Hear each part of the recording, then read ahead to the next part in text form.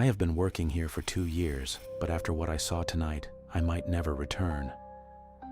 The sea breeze was cold, and the flickering dockyard lamps barely illuminated the narrow pathways. Containers stood like silent sentinels, and the wind whistled eerily through the gaps. But tonight, something was different. The wind carried another sound, something unsettling, something alive. I am a dockyard worker. Only those who have spent nights here can truly understand the eerie stillness of this place. The distant sloshing of waves, the faint mist rolling in, and the bone-chilling silence. It's something you get used to. But tonight, an invisible presence lurked around me. At around 2 a.m., I found myself near an old cargo ship, Black Mariner. Legend had it that this ship sank years ago, but mysteriously drifted back to the dockyard a few months ago without a single soul aboard.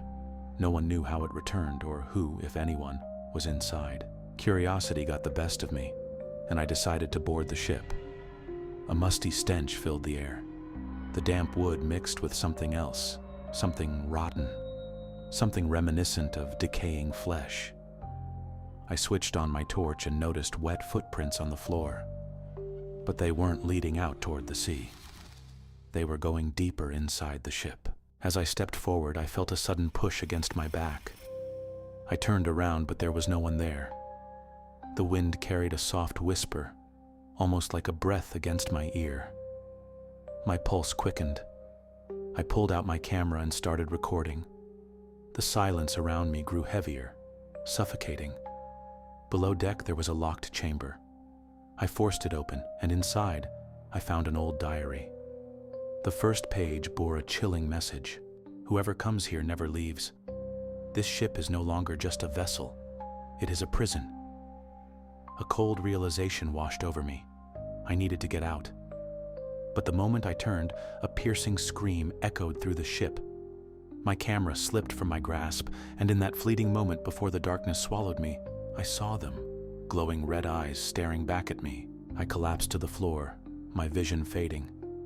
When I regained consciousness, I knew something had changed. The ship's interior had transformed. The walls were covered in dark stains, blood perhaps. The doors were rotting, and the air carried an unnatural hum, as if the ship itself was whispering secrets. I ran.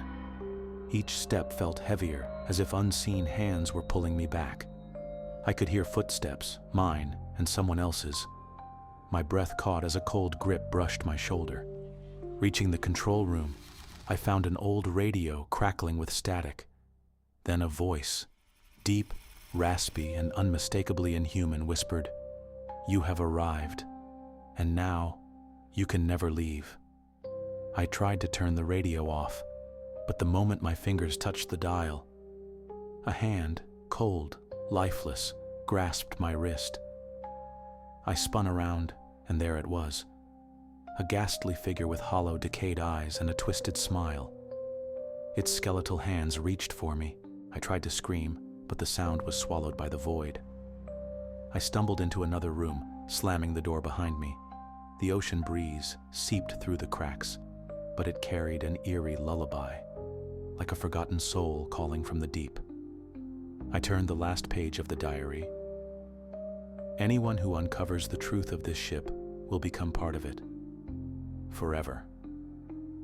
This wasn't a nightmare. It was reality. My breath grew shallow as the door creaked open. 2 days later, my camera was found floating near the dockyard. The footage told a different story. In the final frame, I stood there, but I was no longer myself. My eyes glowed a haunting red. My face twisted into an unnatural grin. And then, in a slow, deliberate voice, I whispered to the camera, "I have returned, but I am no longer the same."